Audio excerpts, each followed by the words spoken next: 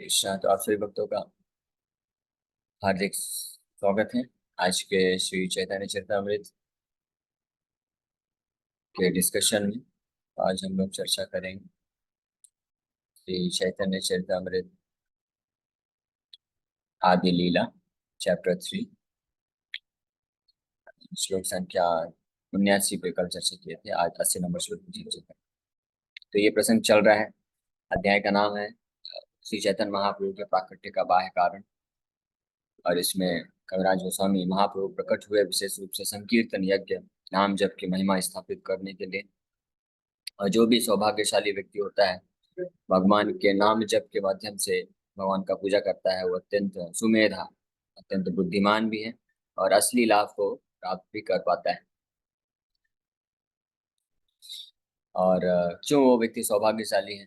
क्योंकि ऐसा भक्त जो हरिनाम संकीर्तन हरिनाम जप करता है वास्तव में सर्वश्रेष्ठ प्रकार का जो लाभ प्राप्त कर सकता है कोई भी व्यक्ति अपने जीवन में, वो प्राप्त कर सकता है। उसी को समझाने के लिए कविराज गोस्वामी यहाँ पे बता रहे हैं, हरिनाम जप की महिमा का वर्णन कर रहे हैं। तो कल हमने चर्चा किया था कोटि अश्वमेध एक कृष्ण नाम सम ये कहे से पाषंडी दंडे तारेयम। जो कोटि अश्वमेध यज्ञ के बराबर कृष्ण नाम जप को समझता है तो वो पाखंडी है और उसको यमराज जी अच्छे से दंडित करेंगे।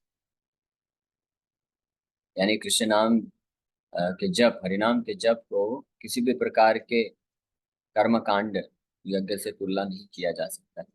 और एक ये महान अपराध होता है, 8वां अपराध। हम लोग there are 10 kinds of offences, 10 नाम अपराध होते हैं जो हम लोग आने वाले एकादशी के दिन चर्चा करेंगे एक एक नाम अपराध के ऊपर। तो इसमें से ये 8वां नाम अपराध होता है धर्म वृत्त त्याग हुतादि सर्व शुभ क्रिया साम्यम अपि प्रमादः।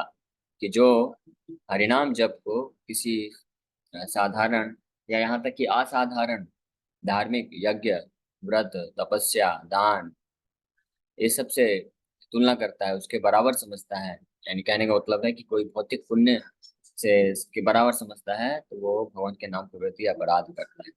यानी इसका मतलब ये भी है कि हमको भगवान के नाम का जप कुछ पुण्य कमाने के लिए नहीं करना चाहिए। बस यहाँ नाम जप करते हैं पुण्य मिल जाएगा, फिर उससे हम जो है भौतिक ऐश्वर्य, भौतिक सुख प्राप्त कर लेंगे या स्वर्ग की प्राप्ति कर लेंगे, इस उद्देश्य से नहीं करना चाहिए। इस उद्देश्य से अगर कोई नाम जप करता है इसका मतलब वो नाम के प्रति अपराध कर रहा है। और जिस जब तक ये अपराध करता रहेगा व्यक्ति तो उसको भगवान नाम में रुचि उत्पन्न नहीं हो पाएगी और वो शुद्ध नाम तक नहीं जा पाएगा। और ये भगवान भगवान का नाम जो है जिससे व्यक्ति भगवान कृष्ण के प्रति भाव, प्रेम, भक्ति को प्राप्त कर सकता है, वो प्राप्त करने में उसको काफी विलम्ब हो जाएगा।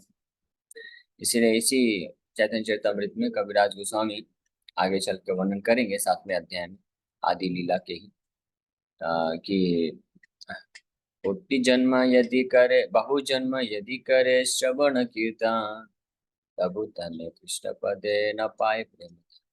अगर बहुत बहुत जन्मों तक भी कोई हरिनाम जप करता है तो भी भगवान कृष्ण के चरण कमलों में प्रेम उत्पन्न नहीं होगा। क्यों? If one is infested with offences, कैसे होगी? अगर वही नाम के प्रति अपराध करता है, ये 10 नाम अपराध करता है। इसीलिए फिर आगे वो सुझाव देते हैं, बहुत अच्छा इंस्ट्रक्शन देते हैं, हम लोग चर्चा करेंगे। तो ये 8वां नाम अपराध है कि नाम को किसी धार्मिक अनुष्ठान, यज्ञ, दान, तपस्या, कर्म कांडीय समझ।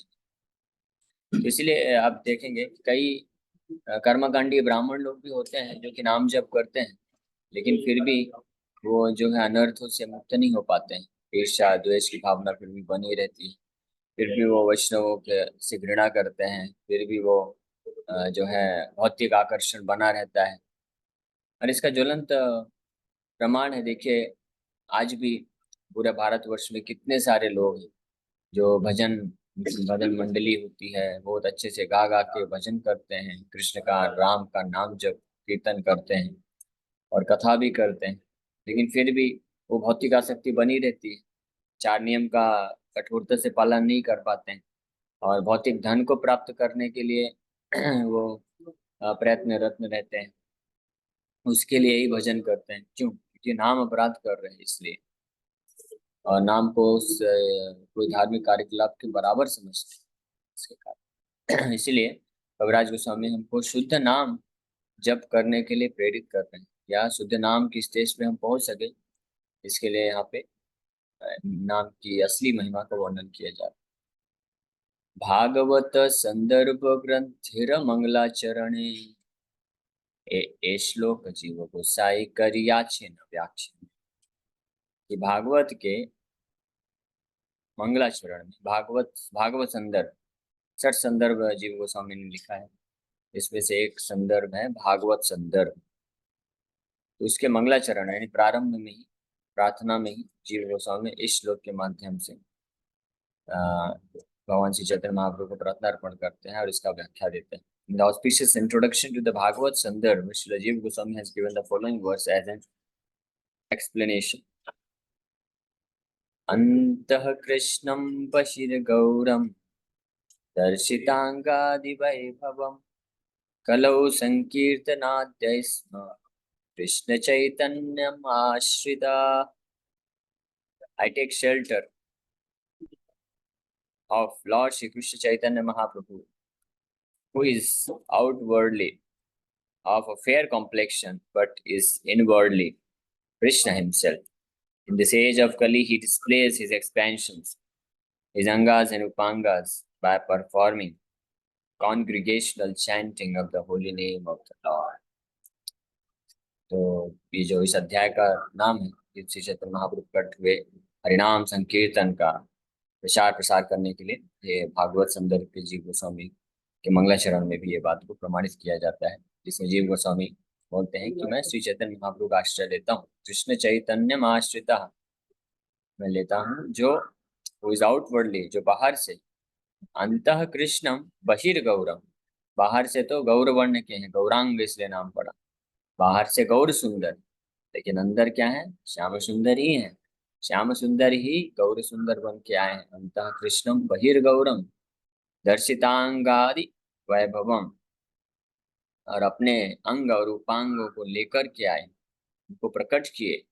अंग कौन है, नित्यानंद प्रभु अद्वैताचार्य उपांग है, अन्य जो पार्षद हैं गदाधर पंडित, श्रीवास ठाकुर, स्वरूप दामोदर, राय रामानंद, तो ये अंग उपांग आदि वैभवम, इनके अपने एक्सपेंशंस को लेके आए। कलो संकीर्तनाद्यस्म, इस कलयुग में संकीर्तन के द्वारा, संकीर्तन यज्ञ के द्वारा उन्होंने ये इस प्रकार से अपने आप को प्रकट किया। ऐसे श्री चैतन्य महाप्रभु को मैं प्रणाम करता, आश्रय लेता हूँ। Shri Jiva Goswami has placed the verse from Srimad Bhagavatam quoted in text 52 Krishna वर्णम दिशा कृष्ण, जिसका हमने चर्चा किया था। ये भागवत के 11वें स्कंद श्लोक है, 5वें अध्याय का 31 नंबर श्लोक।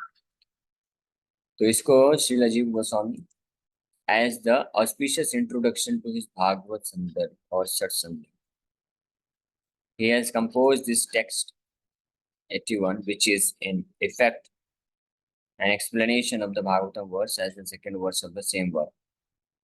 The verse from Srimad Bhagavatam was enunciated by Karubhajan, one of the 9 great sages, and it is elaborately explained by the Sarva Samvadini, Jiva Goswami's commentary on his own Sat Sandarbh. अपने ग्रंथ सठ संदर्भ के भागवत संदर्भ में जीव गोस्वामी भागवत का ये श्लोक, जिसमें श्री चैतन्य महाप्रभु के प्राकट्य का कारण बताया गया है, उसको सबसे पहले इंट्रोडक्शन में लेते हैं और उसी का एक्सप्लेनेशन के रूप में ये श्लोक बनता है। ये श्लोक की रचना किया उन्होंने, उसकी व्याख्या की। अंतः Krishna refers to one who is always thinking of Krishna. वाह, अंतः कृष्ण के 2 मीनिंग बताए जा रहे हैं, श्लोक जो सुंदर तरीके से बता रहे हैं। अंतः Krishna refers to one who is always thinking of Krishna. This attitude is predominant feature of Srimati Radharani. Even though many devotees always think of Krishna, none can surpass the gopis, among whom Radharani is the leader in thinking of Krishna. Radharani's Krishna consciousness surpasses that of all other devotees. Lord Chaitanya accepted the position of Srimati Radharani to understand Krishna. Therefore, he was always thinking of Krishna in the same way as Radharani. By thinking of Lord Krishna, he always overlapped Krishna. यह श्लोक में जो अंतः कृष्णा बहिर्गौरा आया है, बाहर से तो गौरांग महाप्रभु दिख रहे हैं, अंतः कृष्णा मतलब एक अर्थ है कि अंदर से वो कृष्ण है, यानी वास्तविकता में ओरिजिनली वो कृष्ण है, लेकिन बाहर से श्रीमती राधा रानी का मूड लेने के कारण जो है गौरांग महाप्रभु के रूप में है। अंतः कृष्ण का मतलब है कि जो हमेशा अपने अंतःकरण में कृष्ण को ही ध्यान रखते हैं, कृष्ण का ही स्मरण करते हैं। और ये जो भाव है, ये श्रीमती राधा रानी का भाव है। जितने भी भगवान के शुद्ध भक्त हैं, चाहे ब्रज में ही विशेष रूप से कृष्ण के कॉन्शियस होते हैं, जितने भी ब्रज के भक्त हैं उनमें सर्वश्रेष्ठ गोपियां हैं, और उनमें भी सर्वश्रेष्ठ स्थिति में श्रीमती राधा रानी है, जिनका कृष्णा चेतना जो है वो असीमित मात्रा में हर किसी भक्त से, हर किसी गोपी से भी असीमित मात्रा में काफी ज्यादा है। और जब कृष्ण को जानना था कि जो कृष्णा कॉन्शियसनेस क्या होता है, कृष्ण चेतना का क्या इफेक्ट है, क्या प्रभाव है, इसीलिए वो श्रीमती राधा रानी का मूड लेके आए। और उसी प्रकार से कृष्ण के बारे में सोचते हुए हमेशा ही ऑलवेज ओवरलैप्ड कृष्ण, इसलिए जो उनका कृष्ण का फीचर है वो हमेशा ओवरलैप्ड हो गया। यानी कृष्ण अपने अपने खुद के जो स्वभाव है उसको वो ढक गया श्रीमती राधा रानी के स्वभाव को लेने के कारण, कृष्ण चेतना लेने के कारण। इसलिए चैतन्य महाप्रभु हमेशा यही ऐसे ही प्रकट हुए जैसे वो कृष्ण के एक महान भक्त, शुद्ध भक्त के रूप में ही अपने आप प्रकट किए। कहीं कहीं ही बस कुछ लीलाओं में चैतन्य महाप्रभु जो है अपना जो कृष्ण का जो रूप है, कृष्ण का स्वभाव है प्रकट करते हैं। जैसे एक बार नवदीप धाम में ही, ये संन्यास लेने के पहले की बात है, नवदीप धाम में महाप्रकाश लीला किया चैतन्य महाप्रभु ने। 7 प्रहर महाप्रकाश की लीला हुई, 21 घंटों के लिए, 21 घंटों के लिए श्री चैतन्य महाप्रभु कृष्ण के स्वभाव में आकर के और अब हर प्रकार के भक्तों को का सेवा स्वीकार करते थे। कृष्ण के ऑल्टर में बैठ गए जाते, शिवास ठाकुर जिनका शालिग्राम का पूजा करते थे, नरसिंह शालिग्राम का पूजा करते थे, तो उनको गोद में लेके उनके आसन में बैठ गए महाप्रभु जाके, और सब भक्तों को बुलाए, एक एक करके ऐसे ऐसे भक्तों को बुला रहे थे जो नवद्वीप के कोने कोने में थे, और कई लोग जानते भी नहीं थे, ऐसे ऐसे भक्तों को बुलवाए और एक एक भक्त के सामने उनका जो है इतिहास बताने लग गए। और जो केवल वो भक्त ही जानते थे और कोई जानता नहीं था कि महाप्रभु सबको उनका इतिहास बता के और उनके ऊपर कैसे कृपा किया उन्होंने, इसके बारे में वर्णन करने लग गए। श्रीवास ठाकुर, द्वैता आचार्य, पोला विचा श्रीधर, गदाधर दास पंडित, ऐसे अन्य अनेक जितने भी भक्त थे, सबका बता मुकुंद, सबका इतिहास बता के जैसे ही सब भक्तों ने सुना तो सब के सब पूरी तरह से अचंभित विस्मित हो गए कि भगवान ने, और क्योंकि भगवान जो है इस प्रकार से उनके जीवन में उनका इतिहास ऐसा था उनके भक्तों का कि भगवान ने उनके ऊपर कृपा किया था, लेकिन डायरेक्ट नहीं किया था, प्रत्यक्ष रूप से जानने नहीं दिया था कि भगवान कर रहे हैं, तो भक्तों को पता नहीं चलता था। लेकिन भगवान उनको मदद करते थे, उनकी रक्षा करते थे, उनके ऊपर कृपा करते थे। भक्त ये जानते हैं कि भगवान ही किसी तरीके से आते हैं, बातें भेजते हैं, लेकिन उनको ये नहीं पता था कि भगवान खुद ही आ रहे हैं। जैसे जो चैतन्य महाप्रभु के स्कूल टीचर, स्कूल गुरुकुल में जाया करते थे पढ़ने के लिए, तो उनके शिक्षक हुए, टीचर हुए जो उनको व्याकरण वगैरह सिखाते थे, शास्त्र सिखाते थे, गदाधर दास पंडित। ये गदाधर पंडित अलग है और ये गदाधर दास पंडित दूसरे हैं। गदाधर दास या गंगाधर गंगादास पंडित है, मेरे को थोड़ा कंफ्यूजन हो रहा है। तो लेकिन एक शिक्षक है, मान लीजिए गदाधर दास पंडित ही, तो वो वो पहले यहाँ पे नहीं रहते थे, वो कहीं और रहते थे। तो मुसलमानों ने अटैक किया था उनके गांव में और जबरदस्ती करने का प्रयास किया था कि या तो आप इस्लाम धर्म को स्वीकार करिए, नहीं तो आपको मरना पड़ेगा, ऐसे करके धमकी दे रहे थे। और वो लोग रात में अचानक से अटैक कर दिए, आक्रमण कर दिए। तो ये गदाधर दास पंडित अपने पूरे फैमिली को लेकर के और घर छोड़ के बाहर भागना पड़ा आधी रात में।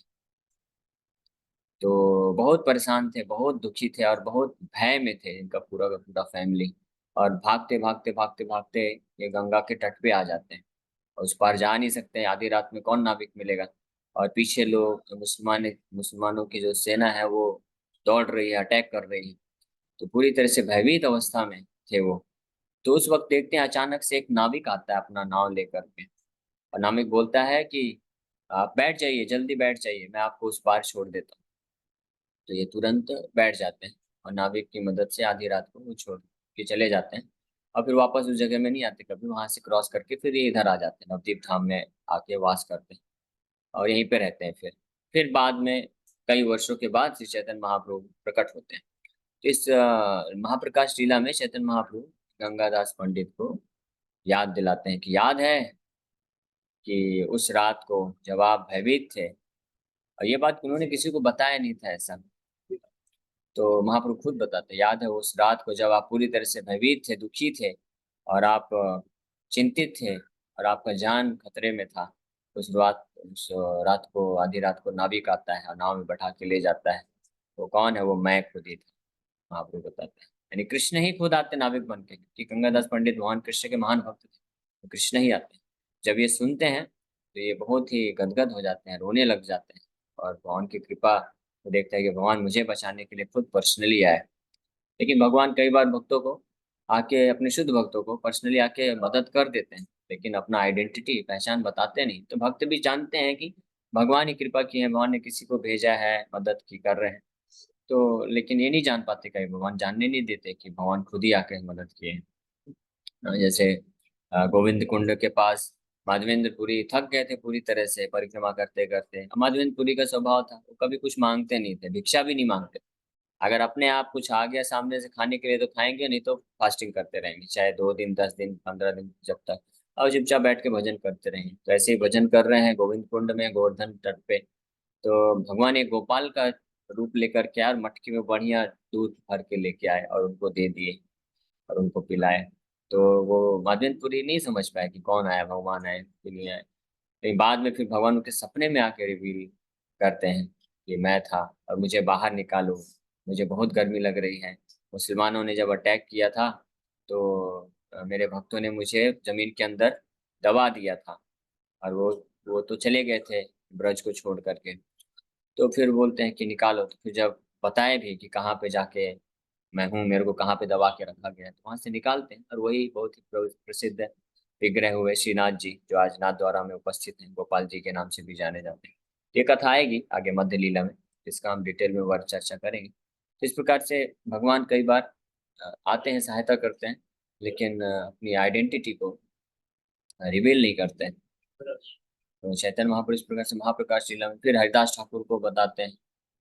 हरिदास ठाकुर को जब 22 बाजारों में पीटा जा रहा था, तब वो युवा थे, उस वक्त चैतन्य महाप्रभु नहीं थे। तो युवा अवस्था में हरिदास ठाकुर को 22 बाजारों में जब मुसलमानों ने पीटा था, तो उस वक्त वो भगवान के नाम का जप निरंतर फिर भी करते जा रहे थे, छोड़ नहीं रहे थे, बिल्कुल छोड़ा नहीं उन्होंने। तो उनके ऊपर कोड़े बरसाए जा रहे थे। महाप्रभु अपना पीठ, जब महाप्रकाश लीला होती है, हरिदास ठाकुर को भी बुलाते हैं और अपना पीठ दिखाते हैं कि महाप्रभु के पीठ पे निशान दिख रहे हैं, कोड़े के निशान दिख रहे हैं। तो चैतन्य महाप्रभु बताते हैं कि जब आपको यमन लोग 22 बाजारों में कोड़े से पीट रहे थे, मैंने अपना सुदर्शन चक्र भेजा था उनका वध करने के लिए, लेकिन आपने सुदर्शन को मना कर दिया। हाथ जोड़ के प्रार्थना कर दिया कि आप इनको क्षमा कर दीजिए, इनको मत मारिए। तो आपके मना करने के कारण मेरा सुदर्शन जो है वो नहीं कर पाया, वध नहीं कर पा रहा था। हालांकि मैंने आज्ञा दिया कि वध करो, लेकिन फिर भी आपके प्रार्थना के कारण वो वध नहीं कर पा रहा था। तब मैंने विचार किया कि अभी कैसे बचाऊं हरिदास ठाकुर को। मैं खुद आपके ऊपर अपने शरीर से ढक के और सारे कोड़े मैंने प्राप्त किए। इसलिए हरिदास ठाकुर को 22 बाजारों में इतना पीटा गया, उनको एक भी खरोंच नहीं आया शरीर में और उनको एक भी दर्द नहीं किया। क्यों? क्योंकि चैतन्य महाप्रभु खुद, भगवान कृष्ण खुद उनके शरीर के ऊपर चद्दर की भांति सारे कोड़े अपने पीठ पे ले रहे थे अदृश्य रूप में। तो हरिदास ठाकुर को भी ये नहीं पता था, लेकिन जब महाप्रभु दिखाए अपने पीठ में वो कोड़े के निशान, हरिदास ठाकुर को तुरंत मूर्छित जैसे हो गए। मेरे कारण भगवान को कोड़े खाना पड़ा। इस प्रकार से तो ऐसे ऐसे कुछ महाप्रकाश लीला हुई। और भी ऐसे सार्वभौम भट्टाचार्य को श्री चैतन्य महाप्रभु ने षडभुज निमाई सुंदर का दर्शन कराते हैं। 2 हाथ में धनुष और तीर लिए हुए हैं रामचंद्र भगवान का रूप, और 2 हाथ में मुरली लिए हुए हैं कृष्ण, और 2 हाथ में दंड और कमंडलू लिए हुए हैं सन्यासी, सन्यासी श्री कृष्ण चैतन्य महाप्रभु। तो एक ऐसा भी ये दर्शन दिलाते हैं। इसी प्रकार से राय रामानंद को जब गोदावरी तट पे साउथ इंडिया में मिलते हैं, तो वहाँ पे भी महाप्रभु उनके शुद्ध प्रेम के कारण अपने आप को छुपा नहीं पाए और स्वतः ही उनके सामने राधा कृष्ण के विग्रह के रूप में प्रकट हो गए।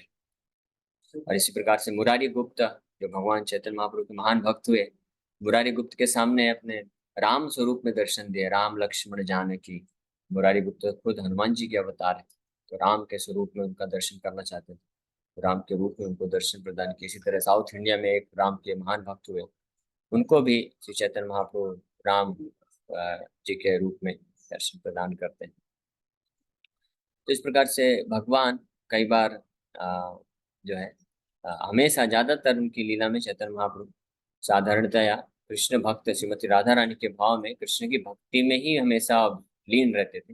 लेकिन किसी किसी विशेष परिस्थिति में उन्होंने अपने कृष्ण के रूप का स्वरूप का भी दर्शन प्रदान किया, लेकिन कुछ विशेष भक्तों को ही ये मौका मिला। Shri Krishna Chaitanya, who was outwardly very fair with a complexion like molten gold, simultaneously manifested his eternal associates, opulences, expansions, and incarnations. He preached the process of chanting Hare Krishna, and those who are under his lotus feet are glorious.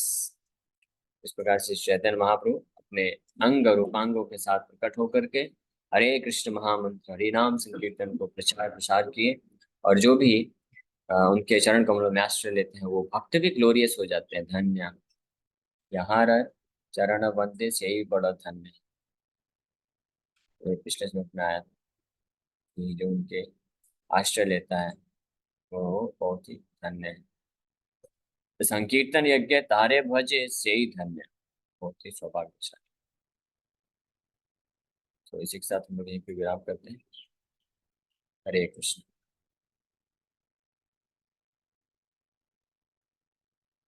हरे कृष्ण हरे कृष्ण कृष्ण कृष्ण हरे हरे, हरे राम हरे कृष्ण। ये संगीता माता जी आपका प्रश्न।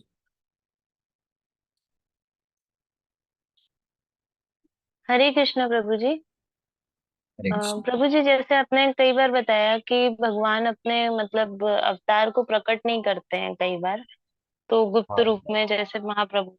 तो जैसे हम कभी जैसे Google करते हैं, हमारे जैसे और लोग होंगे तो अवतार विष्णु जी के जैसे गूगल करते हैं, उसमें बुद्धा आता है, पर उसमें हाँ। चैतन्य महाप्रभु नहीं आता है। तो इस चीज को एक्सेप्ट करने में लोगों को कैसे मतलब आसानी हो, इस चीज के लिए क्या होना चाहिए, उनको हम क्या बोल सकते हैं? हरे कृष्ण। गूगल गूगल तो छोड़िए, गूगल को तो क्या पता होगा, यहाँ तक कि शास्त्रों में भी आप सर्च करेंगे, हाँ उसमें शास्त्रों में भी डालेंगे कि avatars of Vishnu, Lord Vishnu, तो आपको चैतन्य महाप्रभु का नाम नहीं मिलेगा, क्योंकि शास्त्रों में भी छुपे हुए रूप में आए हैं महाप्रभु। शास्त्रों में वर्णन है महाप्रभु के बारे में, लेकिन वो छुपे हुए रूप में वर्णन है, क्योंकि चैत्य कलयुग में छन्न अवतार के रूप में आते हैं, अपने आप को ढक के आते हैं, भगवान बन के नहीं आते। भगवान बन के बाकी युगों में आते हैं, तो ये अवतार की ये विशेषता ही है। लेकिन जैसा बताया कि भगवान कितना भी अपने आप को छुपा ले, अपने भक्त शुद्ध भक्त के सामने तो उनको प्रकट होना ही पड़ जाता है, उनकी भक्ति के भाव को देख करके।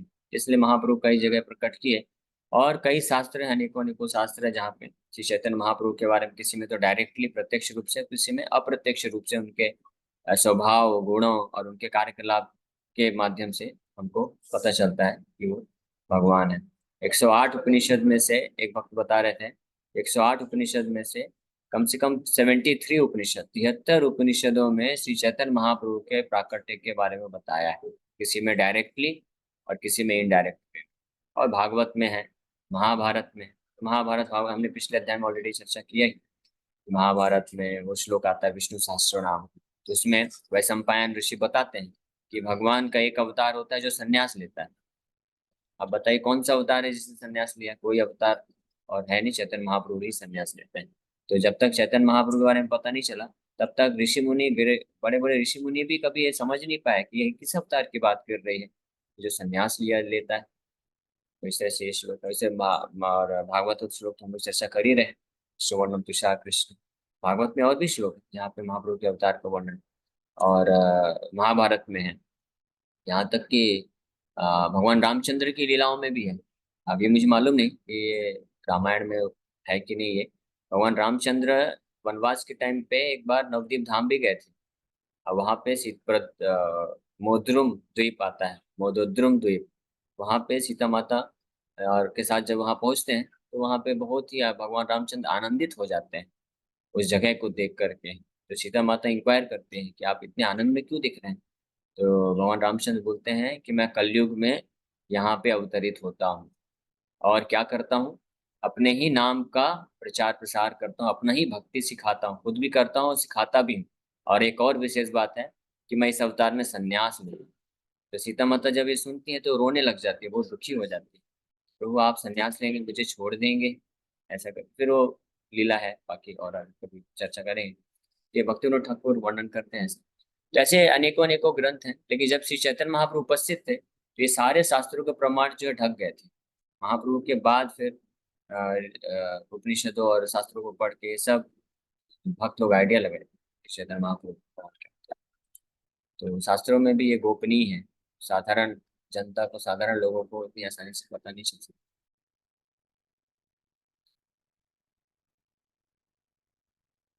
अच्छा, बुद्ध अवतार का आपने पूछा। बुद्ध अवतार है विष्णु जी के, भगवान विष्णु के जो बुद्ध अवतार हैं वो सत्याविश अवतार है। वो डायरेक्ट विष्णु तत्व नहीं है, लेकिन भगवान अपने किसी कॉन्फिडेंशियल एसोसिएट यानी किसी निकटतम पार्षद को भगवान अपनी शक्ति से आवेशित करके कुछ मिशन के हेतु भेजते हैं, इसलिए उनको सत्याविश अवतार कहा जाता है। और वामन अवतार सन्यासी नहीं थे, वामन अवतार ब्रह्मचारी थे, वटु ब्रह्मचारी। तो वो ब्रह्मचारी का अवतार है। ओके, यस योगेश को। हरे कृष्ण प्रभु जी। प्रभु जी, वेदास, उपनिषद और पुराण, इससे ऊपर भगवत गीता है ना, उस मतलब उससे भी डिटेल और सारांश में बताया ना भगवत गीता में। ऊपर इसार बोला गया है, इसेंस बोला गया है कि सारे उपनिषद, सर्वोपनिषद होगा वो होगा गोपाल सुधीर भोक्ता, क्या है भक्त, पार्थ, वत्स पार्थ सुधीर भोक्ता, दुग्धम गीतामृतम। तो ये जो गीतामृतम है, भगवत गीता है, ये दूध के समान है और सारे गाय जो गाय को उपनिषदों के समान बताया गया। तो सारे उपनिषदों का सार है भगवत गीता। सार कहने का मतलब है कि अगर कोई भगवत गीता मात्र पढ़ लेगा तो उसको सारा वैदिक ज्ञान का निष्कर्ष पता चल जाएगा। हरे ओके प्रभु कृष्ण। जी। Okay, thank Hare you very Krishna. Much. Hare Krishna.